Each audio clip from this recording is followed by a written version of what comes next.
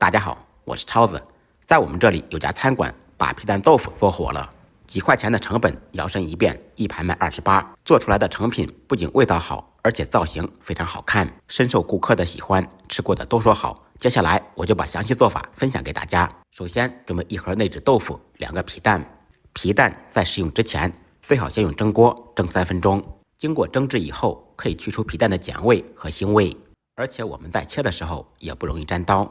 1块钱的内酯豆腐，先把塑料封口去掉，然后把内酯豆腐放到一个干净的大一点的盘中。很多朋友取不出完整的内酯豆腐，今天我来教你方法：对角切开，用刀轻轻的拍打，这样里面产生空隙，进去空气，豆腐很容易就脱落了，这样就能取出完整的内酯豆腐，简单又方便。为了做出来更加美观，在豆腐的表面切几个矩形的刀口，对角45度向下切，然后把上面的豆腐取下来，这样切出来就是矩形刀口。先在豆腐的一侧切成半厘米左右的薄片，大概需要切6刀，切到豆腐的1/2处，把它放倒，然后转过来，用同样的方法切另一面。切的时候要小心，最好薄厚均匀，这样切出来更加漂亮。改好刀以后，用刀把它2个扒拉开，留一点空隙。看完以后，是不是操作起来特别简单呢？这个时候皮蛋也蒸好了，趁热把它取出来，放到冷水中。经过冷水浸泡，热胀冷缩，皮蛋更容易剥皮。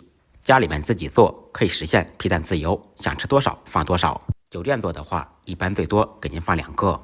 在切皮蛋的时候，刀上可以蘸点水，这样切的时候不沾刀。经过3分钟的蒸制，皮蛋依然有溏心，大家可以放心。把皮蛋切成小丁，接下来再兑一个料汁：1小块生姜，3粒大蒜，趁其不备，拍碎剁碎。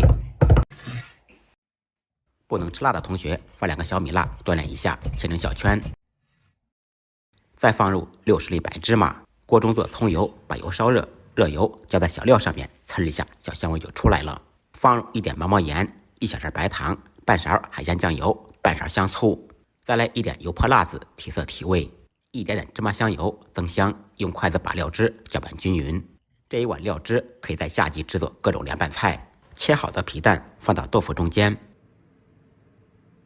浇上刚才兑好的万用凉拌汁，再撒一些小葱花或者香菜，一道清凉爽口、好吃好看的皮蛋豆腐就做好了。5块钱的成本，在饭店一盘卖28，您感觉这价位值吗？简单的家常菜，不一样的味道。学会的同学点完赞，动起手来，试着做一下吧。再忙再累，记得按时吃饭。下期视频见，拜拜。